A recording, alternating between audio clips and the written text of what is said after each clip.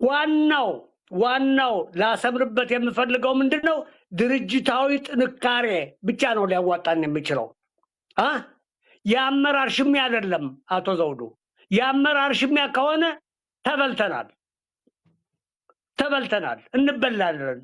ግሌ ማምነው እስክንድር ነጋ ካዲ ነው። እስክንድር ነጋ የካደው እንግዲህ ምናልባት ሰራዊቱ ይህንን አያውቅ ይሆናል ዳውንት ጋር የተደረገውን ድርድር። ነገር ግን ምናልባት እንደማስረሻ እና ኮሎኔልም ሆነ ሌሎች መንገድ ላይ ያሉ የሚጠበቁ ሰዎች አሉ ብልጽግናን ይቀላቀላሉ ተብሎ የሚጠበቀው ውጤት የማያሳይ መሪ ይኸው ከከሌ የለም።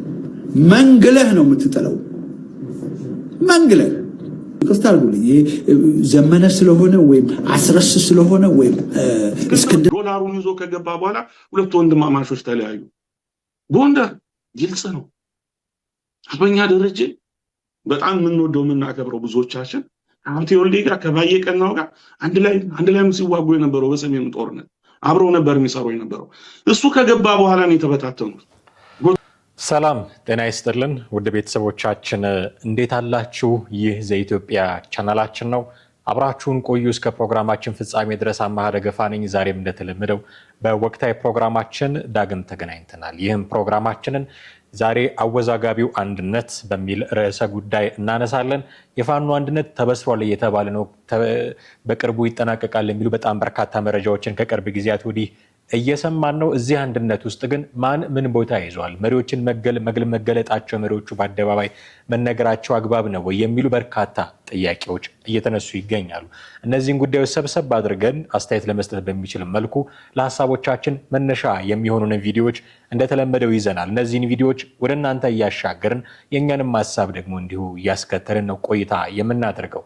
አማሃ ደገፋ ነኝ። እስከ ፕሮግራሙ ፍጻሜ ድረስ አብራችሁን ስትቆዩ ዘንድ ቻናላችንን ሰብስክራይብ ማድረግ፣ የደውል ምልክቱን መጫን እንዲሁም ደግሞ ቪዲዮቻችንን ሼር እና ላይክ በማድረግ ለወዳጆ በማጋራት አብሮነታችሁን ታሳዩን ዘንድ እጅግ አበክረን ለመጠየቅ እንወዳለን። ለምታደርጉልን የትኛውንም አይነት ትብብር ደግሞ ከወዲሁ እጅግ አድርገን ለማመስገን እንወዳለን። በቀጥታ ወደ ዛሬው ፕሮግራማችን እናልፋለን። አብራችሁን ቆዩ።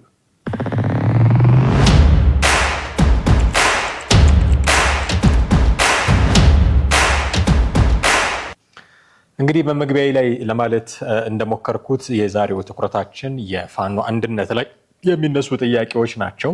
አወዛጋቢው አንድነት ብለነዋል። ስለ እስክንድር ነጋ የሚነገሩ ነገሮች አንድነቱ ላይ መተማመን እንዳይኖረን የሚያደርጉ ናቸው። እውነቱን ለመናገር እና ከሃዲ ነው የሚሉ አሉ፣ ዶላሩን ይዞ ገብቶ በጠበጠን እንደዚህ የሚሉ አሉ። እስኪ አንድ ሁለቱን ቪዲዮዎች ልጋብዛችሁ መነሻ እንዲሆኑን። እስክንድር ነጋ ዶላሩን ይዞ ከመጣ በኋላ የተበጠበጡ ሰዎች አሉ የሚል መረዳት ያላቸው ሰዎች አሉ። እስኪ አንዱ ቪዲዮ ልጋብዛችሁ። እስክንድር ዶላሩን ይዞ ከገባ በኋላ ሁለት ወንድማማቾች ተለያዩ። ጎንደር ግልጽ ነው። አርበኛ ደረጀ በጣም የምንወደው የምናከብረው ብዙዎቻችን ሀብቴ ወልዴ ጋር ከባየ ቀናው ጋር አንድ ላይ ሲዋጉ የነበረው በሰሜኑ ጦርነት አብረው ነበር የሚሰሩ የነበረው። እሱ ከገባ በኋላ ነው የተበታተኑት። ጎጃሚያው ስላልቻለ በዚህ ሁሉ ሂደት መሀላቸው ላይ ገብቶ ሁሉም ሰው የሚያውቀው የበተናቸው እሱ ነው።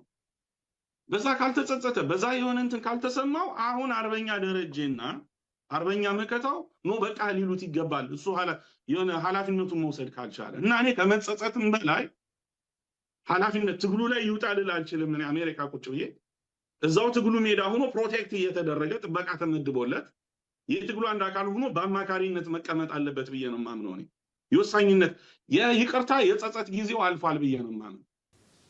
እንግዲህ እንደሰማችሁት እስክንድር ዶላሩን ይዞ ገብቶ ነው የበተናቸው። በተለይ ጎንደር አካባቢ ያሉትን የጠቀሳቸው ስሞች አሉ፣ ደረጀ በላይ፣ ሀብቴ ወልዴ እንደዚህ እና ዶላሩን ይዞ ከመጣ በኋላ ነው የበተናቸው። አሁን ወደርንም ጠላንም የማንክደው ሀቅ እስክንድር ነጋ ወደዚህ ትግል ሲገባ የማይናቅ የገንዘብ አቅም ነበረው። የማይናቅ የገንዘብ አቅም ያኔ እነ ማናቸው ሻለቃ ዳዊት ወልደ ጊዮርጊስ ጭምር ከሱ ጋር ነበሩ። ኤርሚያስ ለገሰ ኢቭን ባልደራስ ውስጥ እያለ አብሮት ይንቀሳቀስ ስለነበር ወደዚህ ትግል ከገባ በኋላ አብሮት ሆኗል። በእርግጠኝነት ለመናገር ያስቸግረኛል። እሱ ራሱ አድሚት ካላደረገ በስተቀር እኛ ያን ያህል የምንናገረው ነገር ላይኖር ይችላል። ግን ኮኔክሽኖች ነበሩት፣ በዛም አለ በዚህ ኮኔክሽኖች ነበሩት። በደንብ የገንዘብ አቅም ነበረው። ይህንን የገንዘብ አቅሙን ተጠቅሞ ነው የበታተነን። ያንን ገንዘብ ፈልገው ወደሱ የሄዱ ሰዎች አሉ ነው በጥቅሉ። እና ጎጃም ውስጥ እንደውም ስላልቻለ ነው እንጂ ያን ነገር ማድረግ ይፈልግ ነበር ብሏል። አንድ ጊዜ እንደውም በዝርዝር ተናግሯል ዘመነ ካሴ። እኔ እስር ቤት ሆኜ ልዩ ወጣቶችን ሰጥቼው ራሱ ሌላ ድርጅት መሰረተ እንደዚህ ያለና ይህንን እንዲያደርግ ያስቻለው እስክንድር ነጋ እንግዲህ አስቡት። እስክንድር ነጋ ማለት ራሱን በአማራነት አይደንቲፋይ ለማድረግ ይቸግረው የነበረ ሰው ነው። ራሱን እንደ ኢትዮጵያኒስት ያየ የነበረ ሰው ነው። ራሱን እንደ ሰብአዊ መብት ተሟጋች ያየ የነበረ ሰው ነው። ራሱን እንደ ጋዜጠኛ ብቻ ያየ የነበረ ሰው ነው እና አዲስ አበባ ውስጥ ቁጭ ብሎ ስለ አዲስ አበባ የሚከራከር በአዲስ አበባ ወሰን ተቀንብቦ የተቀመጠ ሰው ባላደራ ባልደራስ እያለ የሆነ የአዲስ አበባ ፖለቲካ ይጫወት የነበረ ሰው፣ ጠቡ ሁሉ ከጠቅላይ ሚኒስትሩ ጋር የነበረ ግፊያው ሁሉ ከነ ጀዋር መሐመድ ጋር የነበረ አዲስ አበባ ነው ፊንፊኔ ነው በረራ ነው የሚል ንትርክ ውስጥ የገባ መስቀል አደባባይ ቆሞ እንዴት ይፈርሳል እያለ የሚከራከር ሰው ነው የነበረው። ድንገት ግን የአማራ ክልል ጫካ ውስጥ ተገኝቶ ራሱን ፋኖ ሲያደርግ እንደነ ዘመነ ካሴ ተቀባይነት ሊያገኝ እንደማይችል ግልጽ ነበር። እንደነ ማስረሻ ሰጤ ኢቨን እንደነ አስረስ ማረዳምጤ እንደ ሌሎቹም ፋኖች ተቀባይነት ሊያገኝ የሚችል ፋኖን ተቀባይነት ማግኘት ማለት በህዝቡ ያልኩኝ አይደለም፣ አትሊስት ፋኖ ነን ተብሎ በተሰባሰቡት ዘንድ ማለት ነው። ሌሎቹ በህዝቡ ዘንድ ተቀባይነት አላቸው ወይ ራሴ ጥያቄ ስላለኝ ማለት ነው። ተቀባይነት የሚያገኝ ሰው አልነበረም። ታዲያ እንዴት ሰብሮ ገባ እዚህ ትግል ውስጥ ከተባለ ኦብቪየስ ነው፣ ገንዘብ አቅም ነበረው። ያንን የገንዘብ አቅም ተጠቅሞ ነው ጎንደሮችን የከፋፈለው እያለን ነው ይሄ ሰው እና በቃህ ሊባል ይገባል የሚል ምክር ሀሳብ ሲያቀርብ ነው የምንሰማው። በቃህ ሊባል ይገባል እያለ ነው። ከምንድን ነው በቃህ ሊባል የሚገባው? ከትግሉ ይውጣ አልልም አለ። ግን ጥበቃ እየተደረገለት ፕሮቴክሽን እየተሰጠው አማካሪ ብቻ ይሁን፣ ውሳኔ ሰጪ አይሁን። አሁን ቢጸጸት ይቅርታ ቢጠይቅ ጊዜው አይደለም፣ የይቅርታው የመጸጸት ጊዜ አልፏል እያለ ነው። ኦኬ የቁም እስር ይደረግበት ወይ እያልክ ነው ወይ ብዬ መጠየቅ ፈልጋለሁ። ምንድነው ወሳኝ አይሁን ማለት እስክንድር ነጋ? ምንድነው አማካሪ ብቻ ይሁን ማለት? ምንድነው ጥበቃ ይደረግለት ማለት? ለሱ ለምንድነው የተለየ ፕሮቴክሽን የሚደረግለት? እጅ እንዳይሰጥ ተፈራላችሁ፣ ስለዚህ ጥበቃ ይደረግለታል። የቁም እስር ማለት ነው። በሌላ አነጋገር እንደዛ ነው የገባኝ። በቁም እስር ሆኖ ከዛ ሀሳብ ውሳኔም ሳይዝ በቃ ዝም ብሎ ቁጭ ይበል። እስክንድር ነጋ እንዲህ አይነት ፐርሰናሊቲ ያለው ወይ ዝም ማለት ይችላል ወይ? ሀሳቡን ተናግሮ እሱን አስፈጽሞ ነው የለመደው። ባልደራስ የሚባል ፓርቲ የሱ ነው፣ በቃ እሱ ጠፍጥፎ የሰራው። አሁን አፋህድም ምናምን ብትሏቸውም ገንዘቡን ይዞ ገባ ብትሉም እሱ የሰራው ነው እና እሱ ያለው ነገር ሁሉ ይደረግለት የነበረውን ሰውዬ ፕሮቴክሽን ተደርጎለት የሆነ ቦታ ይቀመጥና አማካሪ ብቻ ይሁን። ተሰሙታላችሁ። ቢያማከራችሁ ከሻቢያ ጋር አትስሩ ቢላችሁ ትሰሙታላችሁ። ከቲፒኤልኤፍ ጋር አታብሩ ቢላችሁ ትሰሙታላችሁ። ምን ማለት ነው ይሄ? ሊትራሊ ስፒኪንግ እስክንድር ነጋ በቁም እስር ይቀመጥ የሚል ትዕዛዝ ነው ያስተላለፈው ይሄ ሰው። ኦኬ ምክር ሀሳብ ልትብት ትችላላችሁ፣ አዛዥ ላይሆን ስለሚችል በዛ ደረጃ። ስለዚህ ምን ይላል? ከትግሉ ይውጣ አልልም ይላል። እንዲወጣ ነው የሚፈልገው እውነቱን ለመናገር ግን ሲወጣ እጅ ሰጥቶ አይደለም እንዲወጣ የፈለገው። አቅም የሌለው የተሽመደመደ እስክንድር ነጋ እንዲሆን ነው የሚፈልገው። በእንዲህ አይነት ሁኔታ አንድነቱ ይመጣል ወይ የሚል ጥያቄ አሁን ማንሳት ያስፈልጋል። አንደኛው ይሄ ነው። ሁለተኛው እስክንድር ነጋ ላይ የተነሳው ሌላኛው ጥያቄ እስክንድር ነጋ ከሃዲ ነው ብለው ተናግረዋል። ከሃዲ ነው፣ በግልጽ ነው፣ እያደበሰበሱ አይደለም። እንዲህ ብሎ ማስረጃ ኖ፣ በገዛ አንደበቷ እነማዛ ይሄ ሰው አብሮ ያለበት ነው ቁጭ ብሎ ሲዶልቱ የሰማናቸው እስክንድር ነጋ ከሃዲ ነው ብላ እንስማት።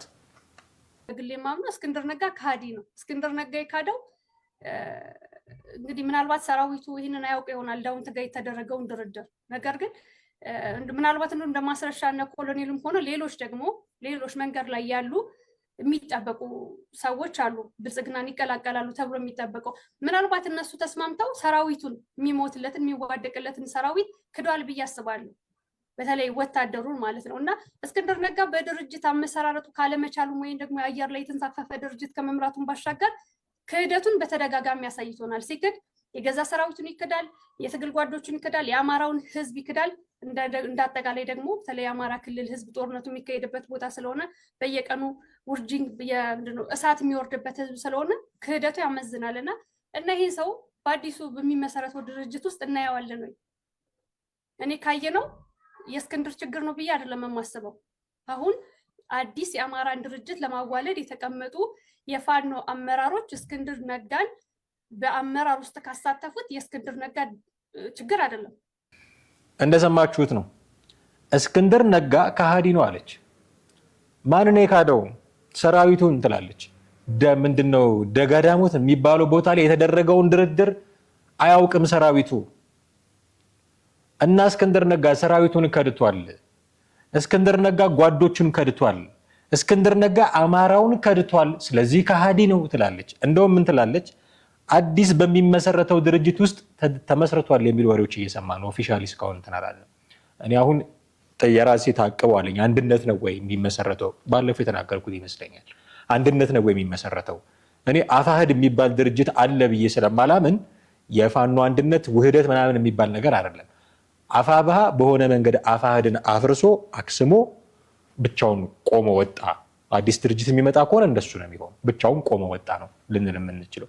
እዚህ ድርጅት ውስጥ እስክንድር ነጋ ከተካተተ ትላለች። ቅድም ምንድን ነበረ ሲለኝ ነበር የመጀመሪያው ሰው አማካሪ ይሁን ፕሮቴክሽን ይደረግለት ከትግሉ ገለል ይበል ኢን ኤሰንስ የትግሉ አባል ባይሆን ደስተኛ ነው ይሄ ሰው። ግን እጅ በመስጠት አይደለም ገለል እንዲል የሚፈልገው እና ሐሳብ ደግሞ ሲሰጥ ወሳኝ እንዲሆን አይፈልግም። የቁም እስር ይደረግበት ነው የተረዳሁት። እንደዛ ነው።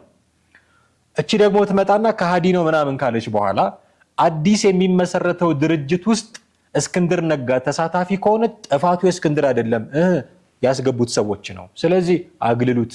አንድ አይነት ቋንቋ ነው። ለዚህ ነው ተመሳሳይ ክንፍ ያላቸው ወፎች አብረው ይበራሉ እንደሚባለው አብረውስ አንድ ፕሮግራም ሲወሸክቱ የሚኖሩት።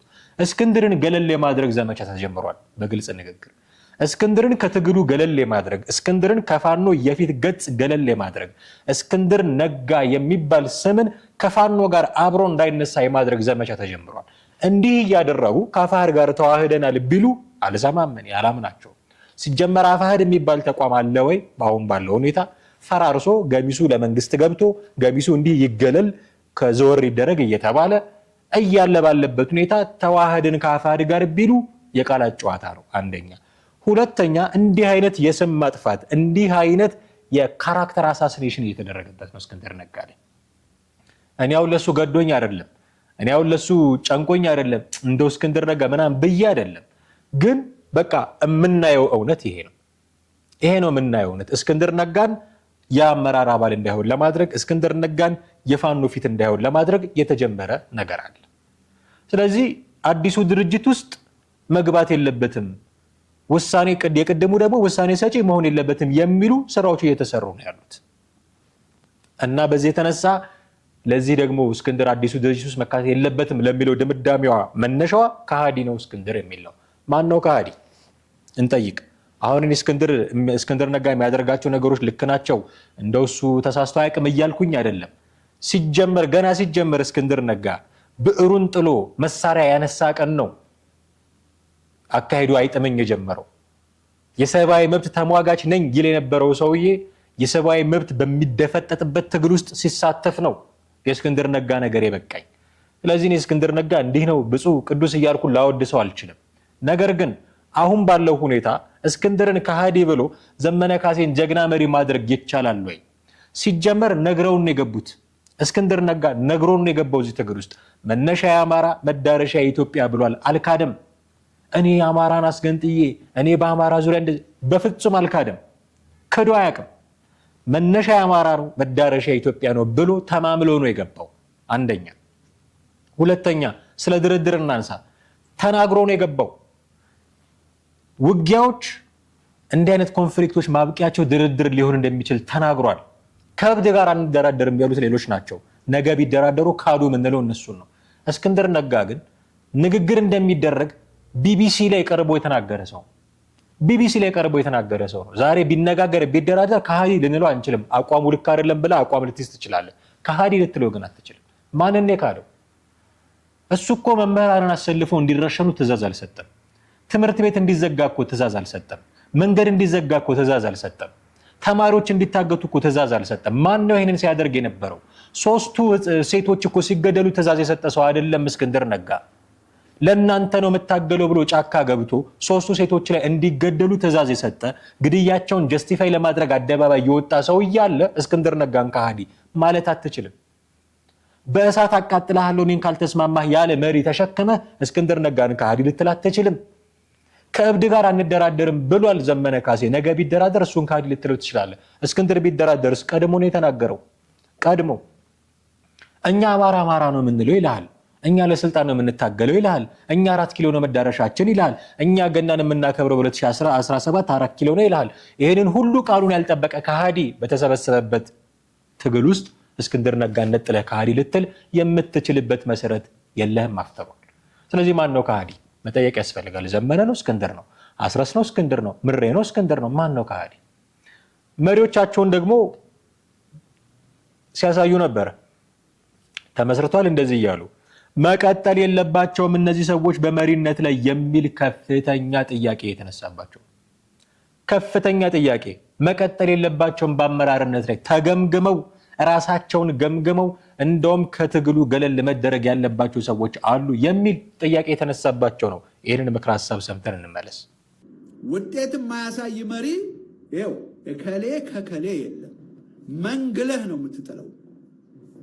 መንግለህ ቅስታርጉልኝ ዘመነ ስለሆነ ወይም አስረስ ስለሆነ ወይም እስክንድር ነጋ ስለሆነ ደረጀ በላይ ሀብቴ ምሬ ዩኔም ዘም እነሱ እኮ ስለሆኑ አለ እናት ፓርቲኩላርሊ በእነኚህ ሰዎች ላይ ምድረ ባንዳ ማንም ሰው እንደማይነካው አብይ አህመድ ያውቃል። ምን ብለው ነው የሚያወሩን እነኚህ በቲክታክ እና በተለያየ በዩቱብ በምናምን ላይ ይወጡ አሸነፈ ፋኖ እንዲህ ድል አደረገ ምናምን የሚሉት ምንድን ነው የሚሉት? አብይ ተጨንቋል ይሉሃል። አብይ ግራ ገብቶታል ይሉሃል። የአብይ ሰራዊት በቃ ድምጥማጡ ጠፍቷል ይሉሃል። ለነጋሪም አልተረፈም ይሉሃል። የት እንደሆነ ያ የሚሆነው ማንኛችንም የምናየው ነገር አይደለም። ይሄ በቃ በአስማት የሚሆን ነገር ነው ወይስ ስለ ሌላ ኢትዮጵያ ነው የሚያወሩት? ስለ ሌላ የአማራ ክልል ነው የሚያወሩት? who knows? በየጊዜው ፋኖ ደመሰሰ፣ ፋኖ አሸነፈ፣ የአብይ አህመድ ሰራዊት የሚገባበት አጣ የሚል ወሬ ያወራሉ። ግን እልፍ የለም። እናረጋ ከበደም ብልጽግናም አማራን በቁጥጥር ስር አድርጎ አብይ ማን ነው እነ ያ ዘመነ ካሴና አስረስ ምናምን የሚሏቸው እነ ምሬ ወዳጆን ትእዛዝ የሚሰጧቸው እነሱ ናቸው፣ ትግሬዎቹ ናቸው። ልብ በሉ፣ ትግሬውና ብልጽግና መከላከያ አንድ ላይ ነው የሚሰሩት በአማራ ጉዳይ ላይ። ምንም በዚህ እንዳትታለሉ፣ በቅንብር ነው የሚሰራው። አማራ ነው መሪና ጀግና ነው ያጣው። እነኚህን ቀላማጆች በቃ ትክክል እያስገባ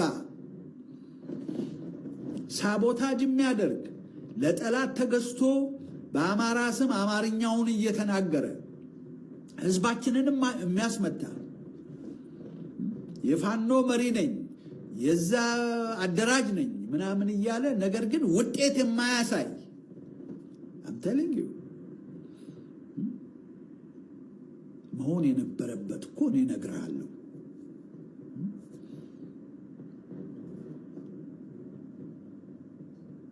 ይሄ ምንድን ነው እነሱ ግምገማ የሚሉት ነገር አለ አይደለም?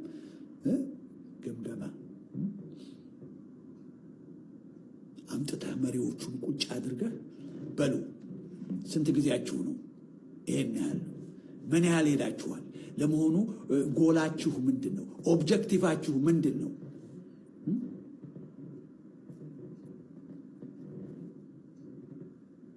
ምን አድርጋችኋል?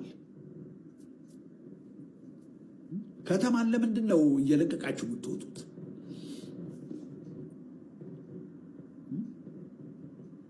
ዓላማችሁ ምንድን ነው? እንዴት ነው ያለ ግብ እዚህ የተቀመጣችሁት? for how long are you intending to stay with no result? እንዲህ የሚያፋጥጣቸው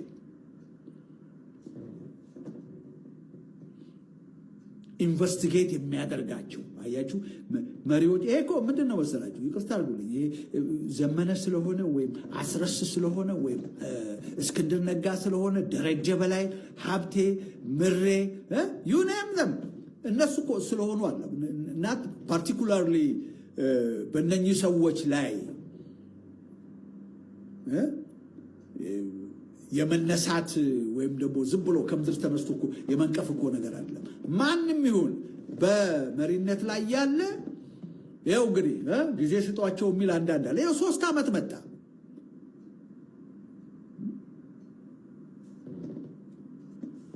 በመሪነት ላይ ስትቀመጥ ውጤት ማሳየት አለብህ። ውጤት ማሳየት አለብህ።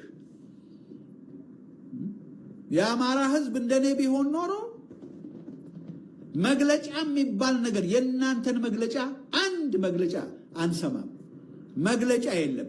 ጎ አውት ኤንድ ፋይት አለ። በለዛ ደግሞ ኮምፐንሴሽን እንሰጥሃለን። ሄደህ እረስ ልቀቅ። ኢትስ ኦኬ። በሌላው ሀገር ቢሆን ዝም ብለህ አንደው ማትለቀው ወይ ታስረዋለህ።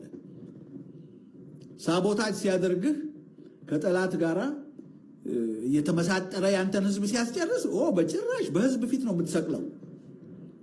ለምን በደንቡ አልነግርህም?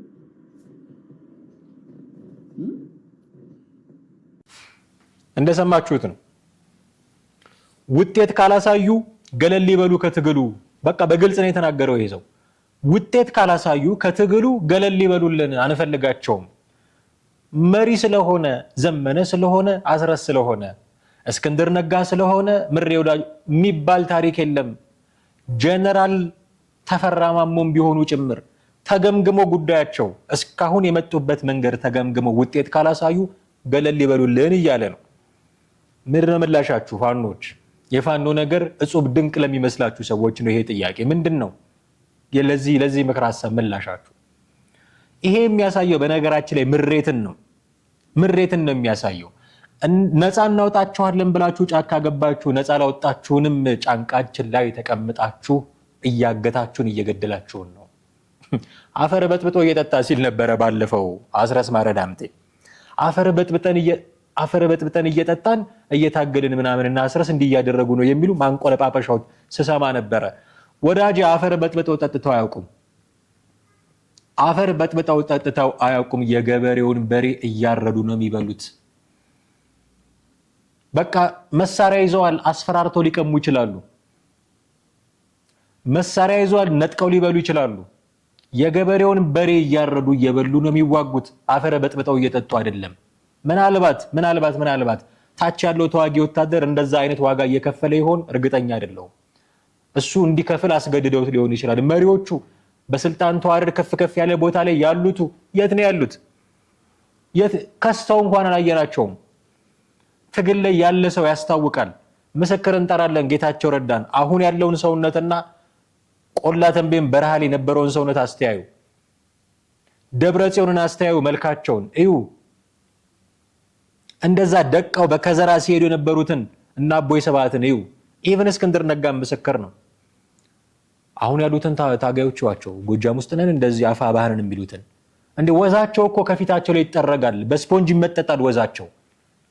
ምንም እኮ የቀረባቸው ነገር ያለ አይመስልም። ቤተ መንግስት የሚኖሩ ነው የሚመስሉት። እና እነዚህ ናቸው አፈር እየበጠበጡ የሚጠጡት። አራት አስቁን። አፈር በጥብጦ የሚጠጣ ፊተኛ አናውቅም እንዴ? የገበሬውን በሬ እየሰረቁ እየበሉ አርደው እየበሉ ላም አይቀራቸው፣ በሬ አይቀራቸው፣ ፍየል አይቀራቸው፣ በግ አይቀራቸው፣ ዶሮ አይቀራቸው። እሱን እያደረጉ ነው የሚኖሩት። ትግሉ ጠቀማቸው እንጂ አልጠቀሙበትም ሰውን። እውነቱን እንነጋገር ከተባለ ስለዚህ እንዲህ እያደረጉ እየኖሩ ምሬት ላይ ያለ ሰው ድምጽ ነው አሁን ይሄ። በቃ ገለል በሉልን የሚል ድምጽ፣ ምሬት ላይ ያለ ሰው ድምጽ። ለውጥ ልታመጡልን አልቻላችሁም።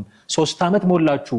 እስኪ ገምግሙት፣ ቁጭ በሉና ነው እኮ ቁጭ በሉና ገምግሙትና ከዛ ውጤት አላመጣችሁም አይደል? ገለል በሉልን የሚል ምክር ሐሳብ ነው እየቀረበ ያለው። ከዛ ደግሞ ፕሮፓጋንዳቸውን ጭምር ነው የሚያነሱት። ማንም ሰው አብይን አይነካውም እያለ ነው ሲናገር፣ እንዳታምኗቸው እያለ ነው። አብይን አይነው እነሱ ቲክቶክ ላይ፣ ዩቲዩብ ላይ፣ ፌስቡክ ላይ የሚያሰራጩት ወሬ መሰረተ ቢስ ነው። መሬት ላይ ያለው ነገር ባዶ ነው። ፕሮፓጋንዳ እየሰሩ ነው። ሙሉጌታን በርብርክ ሰሞኑን ምን እንደሆነ አላቅም፣ ምን እንደተያዘበት አላቅም። የሆነ ጠብ ማዕከል ሆኗል። ገሚሱ ሲደግፈው ገሚሱ ሲቃረናው አያለው። ምን እንደተገኘበት አላቅም። እሱ ልጅ ግን ትግል ውስጥ እንዲህ አይነት ውጊያ ውስጥ 50% ከ50 በመቶ በላይ ፕሮፓጋንዳ ነው ብሏል። ስለዚህ እስካሁን ሲነግሩን የነበሩት ሰበር ዜናዎች በሙሉ ፕሮፓጋንዳ ናቸው ማለት ነው። ስለዚህ በፕሮፓጋንዳ ጆሮአችንን እየሞሉት እና እዚህ እየመጡ አብይን እንዲያደረግ ነው ቢሉ ማርሸት እኮ ለዚህ ትልቅ ማሳያ ነው። ላቡን እየጠረገ ሮጣ መለጠን በሰርጓጅ መርከብ አብይ አህመድ ብሎ እኮ ሆዳችን እስኪቆስል ድረስ ያሳቀን ሰውዬ እና አሁን ነገ መጥቶ አብይን እንዲያደረግ ነው አረጋ ከበደን እንዲያደረግ ነው ቢሉ ልንሰማቸው ነው? እንዲህ ባለ ፕሮፓጋንዳ ጆሮአችንን እየሞሉት ነው ያሉት። ያመጡት ለውጥ የለም። ስለዚህ ገለል ይበሉልን እያለ ነው። ተገማገሙና ለውጥ ካላመጣችሁ ገለል። ትክክለኛ አስተያየት ነው። ልንጨምር ልንቀንስበት የማንችል አስተያየት፣ ትክክለኛ አስተያየት። በቃ ገለል በሉ እየተባሉ እስክንድር ነጋ ምን አመጣ? ምንም ገለል ይበል። ዘመነ ካሴ ምን አመጣ? ምንም ገለል ይበል። በተዋረድ ያሉ ሰዎች በሙሉ ምን አመጡ? እኔ ደጋግሜ እንደምለው አማራ ክልል ውስጥ የሚሞት ሰው ቁጥር ጨመሩ። አማራ ክልል ውስጥ የሚታገት ሰው ቁጥር ጨመሩ። አማራ ክልል ውስጥ የማይማር ሰው፣ ስራ ያጣ ሰው፣ መንገድ የሚዘጋበት ሰው ቁጥር ጨመሩ እንጂ ምንም የፈጠሩት ነገር የለም። ይኸው 3 ዓመት ሙሉ 2017 ገናን 4 ኪሎ እናከብራለን ሲሉ 2018 4 ኪሎ ገና የተከበረው ጠቅላይ ሚኒስትሩ ማዕድ እያጋሩ ነው ከቀዳማዊት እመቤት ባለቤታቸው ጋር ሆነው። ምሬ ወዳጆ ነው ከሃዲ ከተባለ 2017 የፋኖ ዓመት ነው አለ ዘመነ ካሴ። ይሄው 2018 ሊያልቅ ወራቶች ናቸው የቀሩት። ማን ነው ከሃዲ? እስክንድር ነው ዘመነ። 3 ዓመት ሞላው። ደና ነገር ያሳያሉ ተብሎ ተጠበቀ። ጄኔራል ብርጋዴር ጄኔራል ተፈራ ማሞ ይኸው እሳቸውም አብረው ገብተው የዘመኔ ወዳጅ ነኝ እንደዚህ አታድርጉኝ ከእስክንድር ጋር ቲፒኤልኤፍን ትነኩትና ሻቢያን ትነኩና ውርደ ካሬ እያሉ የሚያስፈራሩ ሰው ሆኑ። ቴክኒካሊ እየተስማማን ነው በመሪዎች ወፍ ምንም ወፍ በቃ ራሳቸውም ገብተው ሌላ ምንም የፈጠሩት ታሪክ የለም። ይኸው 3 ዓመት ትግሉ ምን አመጣችሁ? መልሱ ምንም ነው። አሁን ሊቆጥሯቸው የሚችሏቸው ትሩፋቶች ሊኖሩ ይችላሉ። እንዲህ አድርገናል የሚሏችሁ። አሁን ተሰሚነት አግኝተናል ይሏችኋል። አሁን በዓለም አቀፍ ደረጃ ትኩረት አግኝተናል። አሁን ምስራቅ አፍሪካ ላይ ተጽዕኖ ፈጣሪ ሆኗል ፋኖ ይሏችኋል። ይሄ ሁሉ ፕሮፓጋንዳ ነው። ምስራቅ አፍሪካ ላይ ተጽዕኖ የሚፈጥረው ፋኖ አማራውን እያስገበረ ነው። አማራውን እየገደለ ነው። ሴቶች በየመንገዱ እየገደለ ነው። ሰላይ ናቸው ምናምን እያለ እየገደለ ነው ተጽዕኖ የሚፈጥረው።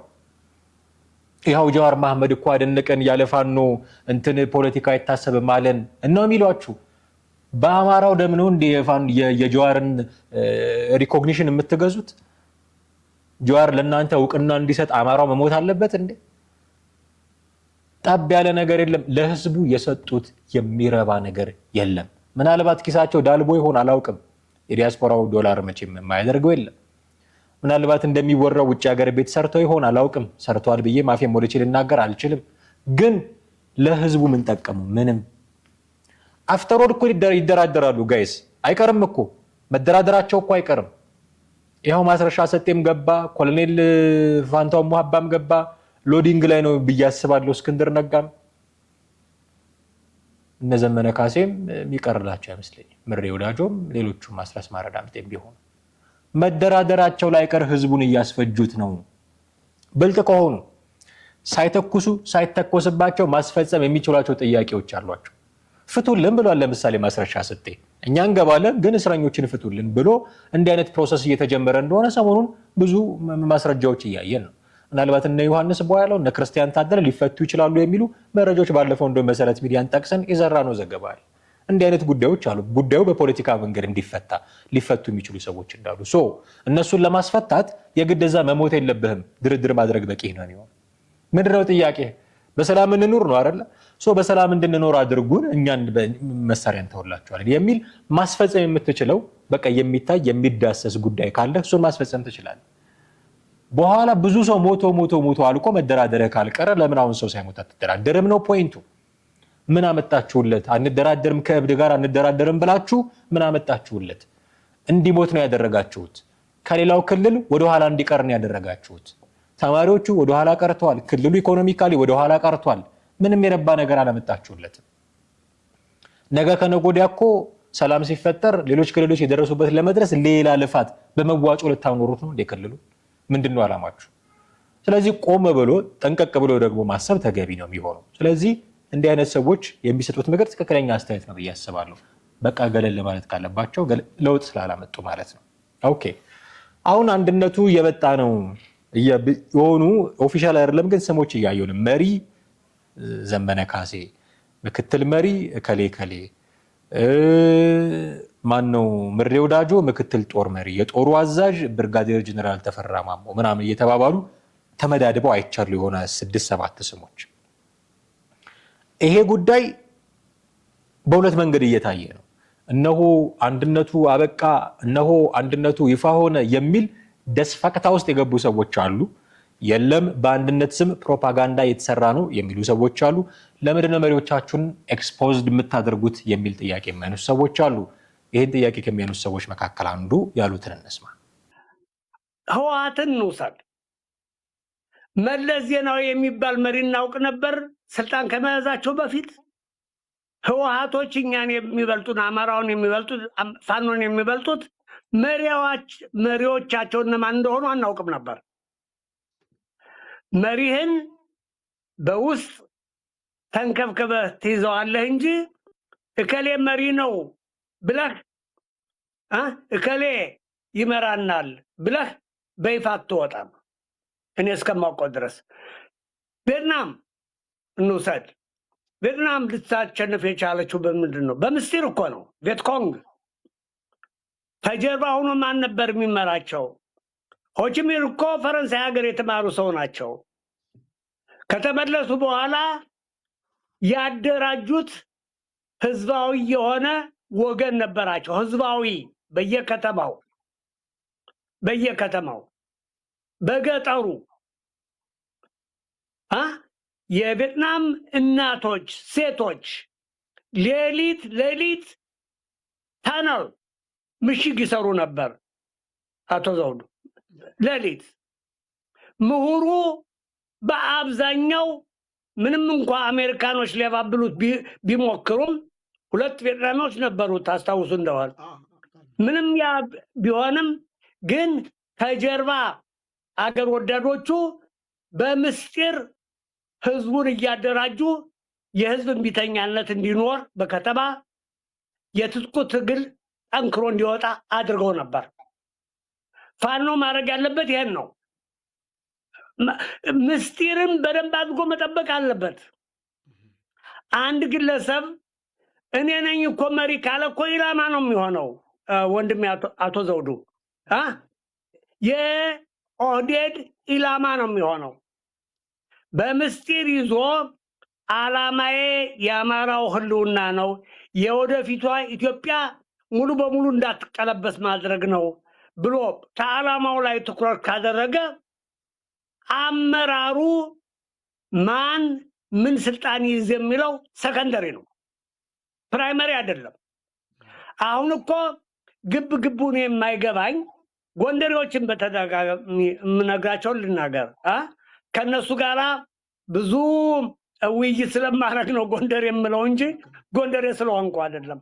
ግን የምነግራቸው ከዓላማ ላይ ጽናት ይኑራችሁ። ይሄ የእስክንድር ቡድን፣ የዘመነ ቡድን፣ የደረጀ ቡድን፣ የጌታ አስራደ ቡድን የምትሉት አያዋጣም። ዋናው ቁም ነገር የጎንደር ህዝብ ጥቅም ከአማራው ህዝብ ጥቅም ጋር የተያያዘ ነው የሚለውን ግፉበት ነው የምለው።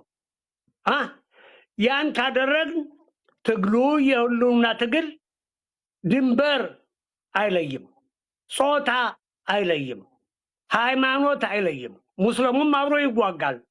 ስለዚህ ዋናው ላሰምርበት የምፈልገው ምንድነው? ድርጅታዊ ጥንካሬ ብቻ ነው ሊያዋጣን የሚችለው። የአመራር ሽሚያ አይደለም። አቶ ዘውዱ የአመራር ሽሚያ ከሆነ ተበልተናል፣ እንበላለን። እንደሰማችኋቸው ነው። እኚህ ሰው ደግሞ ለምንድነው መሪዎቻችሁን ስትመርጡ ኤክስፖዝ የምታደርጉት? መለስ ዜናዊ እኮ መሪ መሆኑን ያወቅነው በኋላ ነው የሚል አመክንዮ እያመጡ ነው። ለምንድን ነው የምታደርጉት? ውስጡ የስልጣን ሽኩቻ መኖሩን የምታውቁበት መንገድ አንዱ ይሄ ነው። እከሌ መሪ ነው የሚል ሪኮግኒሽን ይፈልጋል፣ ህዝቡ እንዲያቅለት ይፈልጋል። ህዝቡ ካላወቀ በሽኩቻ ውስጥ የሆነ ቀን ሊገለበጥ እንደሚችል ያውቃል። ስለዚህ እኔ ነኝ መሪው የሚል ነገር ይዞ ይወጣል ወደፊት። ህዝቡ ሪኮግናይዝ እንዲያደርጉ ይፈልጋል። እኔ ህዝቡ ለማለት ይቸግረኛል። ፋኖች እዛ አካባቢ ያሉት እና አድሬስ የሚደረጉ ዲያስፖራዎች አሉ። እነሱ እንዲያውቁ እኔ ነኝ መሪው የሚል ነገር እንዲያውቁ። አሁን እንግዲህ ዘመነ ካሴ የሚነሳበት ትልቁ ጥያቄ እሱ መሪ ካልሆነ ድርጅት ሌላ ድርጅት አይፈልግም የሚል ነው። አሁንም መሪ ዘመነ ካሴ የሚል ነገር ነው ስንሰማ የቆየ ነው። እስካሁን የነበሩት ድርጅቶች ስል ይሄ ጎጃም፣ የጎንደር ምናምን የሚባሉት ቀርተው ጠቅለል ያለ የፋኖ አንድነት ለመመስረት በሚደረግ ጥረት ውስጥ የነበሩት ድርጅቶች ውስጥ ዘመነ መሪ ያልሆነባቸው ድርጅቶች ፈርሰዋል። አፋሕድ ምናምን ተባለ፣ ዘመነ መሪ አይደለም፣ ከነጨራሹም አባል አይደለም። በምታዩት መልኩ ነው ያለው። አለ ብዬ መናገር አልችልም፣ ቅድም እንደተናገርኩት። ከዛ አፋብኃ የሚባለው በራሱ ዘመነ ብቻውን መሪ ያልሆነበት ስለሆነ 13 መሪ ነው ሰብስበው ያመጡበት እና እኔ መሪ ካልሆንኩኝ አይቀጥልም አይነት አቋም ያለው ሰው ነው የሚሉትም ለዚህ ነው። እና አሁን መሪ ሆኖ መጥቷል። ሰው ሊቀጥል ይችላል አይዶን ነው። ግን ይሄ የጎጃም ፋኖ ነው የሚባለው ግን አለ ስቲል፣ እሱ መሪ የሆነበት ስቲል አለ። የቴዎድሮስ እዝነ ምናምን ብለው ያሉት ከነ ሻለቃ ዝናቡ ጋር ምናምን እሱ መሪ፣ ሻለቃ ዝናቡ የጦሩ አዛዥ ሆኖ የሚመሩበት እና አስረስ ምናምን ምክትል የሆኑበት አለ ስቲል ኤግዚስት እያደረገ ነው። ስለዚህ ዘመነ ካሴ መሪ ካልሆነ የሆነ ድርጅት ያፈርሳል ገብቶ የሚሉ ስሞታዎች የሚቀርቡበትም ከዚህ አንጻር ነው። አሁንም የእሱ መሪ የመሆን ስሞች እየወጡ ነው፣ መረጃዎች እንደዛ እየወጡ ነው። ግን የእኚህ ሰውዬ ጥያቄ ለምንድን ነው መሪያችሁን ኤክስፖዝ የምታደርጉት? መሪያችን እከሌ ነው ስትሉ ትኩረት ያርፍበታል። መሪያችን እከሌ ነው ስትሉ ታጋልጡታላችሁ። መሪያችን እከሌ ነው ስትሉ ታስመቱታላችሁ እያሉ ነው። እነሱ ግን አይ እኛ መሪያችን ይሄ ነው እኔ ነኝ መሪ ብለው አልወጡም እንጂ መሪያችን እከሌ ነው እንዲባል እያደረጉ ነው። ምክንያቱም ቅድም እንዳልኩት ነው፣ ሪኮግኒሽኑን ይፈልጉታል። መሪው እከሌ ነው የሚባሉ ስሙን፣ ስልጣኑን ይፈልጉታል። እኚህ ሰው ደግሞ ለህልውና ትግሉ አተኩሩ፣ የስልጣን ሽኩቻ ውስጥ አትግቡ እያሉ ነው። ውስጥ ያለውን ሽኩቻ በደንብ የሚያሳይ ይመስለኛል። በጣም ሽኩቻ ላይ ናቸው እነዚህ ሰዎች። በጣም የማይሆን ነገር ውስጥ ነው የገቡት። የስልጣን ጥመኝነት የሚባለው ይሄ ነው። በቃ ሊትራሊ ስፒኪንግ እንደዛ ነው። የስልጣን ጥመኝነት ልንል የምንችለው ይሄን ነው። እኔ መሪ ካልሆንኩኝ የሚሉበት 13 ሁሉ ሆኖ እኮ መሪ ሲያኮርፉ ሲወጡ ሲገቡ ነበር አፋብኃ ውስጥ። ከአፋሕድም እንትን ያሉት እሱ መሪ ካልሆነ በሚል ነው። ደግሞ ሁሉም የሚስማማበት መሪ አለን ብሎ ተናግሯል አስረስ ማረ ዳምጤ ከረጅም ጊዜ በፊት። ስለዚህ ሁሉም የሚስማማበት መሪ ዘመነ ካሴ ነው ብሎ ስለሚያምን ሌላ መሪ አምጥተው ቢያስቀምጡ ሌላ መሪ አይደለም አንተ ራስህ መሪ ሁን ቢሉት እሺ ብሎ የሚቀበልም አይመስለኝም። በዚህ ደረጃ መነጋገር ካስፈለገ እሺ ብሎ የሚቀበልም አይመስለኝም። ስለዚህ ዘመነ ካሴ እሱ የሚመራው ካልሆነ ሞተን እንገኛለን የሚሉ እንዲህ ካደረጋችሁ ተበልተናል እያሉ ነው ሰውዬው። ተበልተናል፣ እንበላለን፣ ተበልተናል። በቃ ይሄ የሚያሳየው እንግዲህ ውስጡ ያለውን ሽኩቻ ምን ያክል ጠንካራ እንደሆነ ነው። ምን ያክል ጠንካራ እንደሆነ ነው የሚያሳየው ውስጡ ያለውን ሽኩቻ። በዚህ አይነት ሁኔታ ሪሊ አንድነቱ ይመጣል ወይ? አሁን እነ ኢየሩሳሌም እነ ጌጥዬ ያለው ምናምን ከነ ሀብታሙ ጋር የነበሩት ሰዎች ተበጣው ለብቻቸው እየሰሩ አይደለም። በአንድነቱ ስም ዘመቻ እየተደረገ ነው የሚል አቋም አላቸው እነሱ። ለምሳሌ አንድነት በሚል የሆነ ዘመቻ እየተደረገ ነው የሚል አቋም፣ የሆነ ምርጫ ቅስቀሳ የሚመስል ነገር። ቅድም ባየነው መንገድ የእስክንድር ነጋን ካራክተር የመግደል የዘመነ ካሴን ካራክተር የመገንባት አይነት ስራ ውስጥ የተገባ ይመስላል። ለዛ ነው እነ ኢየሩሳሌም በአንድነት ስም ብዙ ነገር እየተደረገ ነው የሚሉት። ስለዚህ ሪሊ በዚህ አይነት መንገድ አንድነት ይመጣል ወይ? አሁን የቅድም ስለ እንደነበረው አንድነት ብሎ ስሙን ለመጥራት ራሱ ይቸግረኛል። ምክንያቱም ያጠፉት ድርጅት እንጂ የተዋሃዱት ድርጅት የለም። ያኮላሹት ድርጅት እንጂ ከነሱ ጋር አብሮ እንዲሰራ ያደረጉት ድርጅት የለም። አፋሕድ የዚህ ሰለባ ነው። አፋሕድ ምክንያቱም ቀስ በቀስ ሲጀመርም መሪዎቹ እየወጡ ነው። ከዛ እስክንድር ነጋ ላይ የተደረገ ያለውን ነገር እያየን ነው። አሁን እንዲህ መደረግ የለበትም ብሎ ሊከራከር የሚችል አፋሕዳዊ መዋቅር የለም። እነዛ ሶስቱ ሴቶች በተገደሉ ሰሞንና አስረስ ማረ ዳምጤ ቢቢሲ ላይ ወጥቶ አድሚት ካደረገ በኋላ ነገሩን የተቃውሞ መግለጫ ማውጣት እንደፈለጉ ነበር የተሰማው እነ እስክንድር ነጋ። ይሄ ነገር ልክ አይደለም፣ መገደል አልነበረባቸውም የሚል የተቃውሞ መግለጫ ሊያወጡ እንደነበረ ነው የተሰማው። የአፋብኃ ሰዎች ናቸው የከለከሏቸው ነው መረጃዎች የሚጠቁሙት። ስለዚህ በቁም ኦፕሬት ማድረግ የሚችል አፋሕዳዊ መዋቅር የለም ማለት ነው። ስለዚህ ከአፋሕድ ጋር ተዋህጄ አንድነት መሰረትኩኝ ብትል የቃላት ጨዋታ ነው። ስለዚህ ሊመሰረት የሚችል አንድነት ቀድሞ ነገር አለ ወይ መጠየቅ ያስፈልጋል። የለም ብዬ ነው ማለት። ስለዚህ የመሰረቱት አንድነት የለም። የሆነ ሸዋሸዋ ተሰርተዋል። እስክንድር ነጋ የሆነ ሸዋሸዋ ተሰርተዋል ወይ እሱ ራሱ ጊዜ እየገዛ ነው እጁን ለመስጠት እያመነታ ነው ምናምን የሚሉ ጉዳዮችን ካላነሳን በስተቀር አፋብኃና አፋር ተዋህደው አንድ ድርጅት መሰረቱ ማለት አልችልም። እንደዛ ብሎ መናገር የሚከብድ ይመስለኛል። አፋብኃ የራሱን በውስጡ መስራት የሚገባውን ነገር ሰርቶ የሚያደርጋትን ነገር አድርጎ አፋሕድን አክስሞ ብቻውን እየወጣ ነው ብዬ ነው የማምነው። ይሄ ራሱ ይዘልቃል ወይ እርግጠኛ አይደለም። የጎጃም የበላይነት ያለው ድርጅት ይመስላል። ነገ ከነገ ወዲያ ሸዋ፣ ወሎ፣ ጎንደሬዎች ጥያቄ ሊያነሱ ይችላሉ። በዛም አለ በዚህ ግን የፋኖ አንድነት የሚባለው ጉዳይ አሁንም አወዛጋቢ ሆኖ እየመጣ ነው። ሁልጊዜ እንደምለው የከሌፋኖ መባባሉ ቀርቶ አንድ የስልጣን ተዋረድ ያለው አንድ መዋቅር ያለው ፋኖ የሚባል ተቋም ቢኖር ነገሮች በሙሉ የሚቀሉ ይመስለኛል። ለድርድሩም ለንግግሩም ሰላም ለማምጣትም ከማን ጋር ነው የምነጋገረው ለማለትም የሚቀል ይመስለኛል።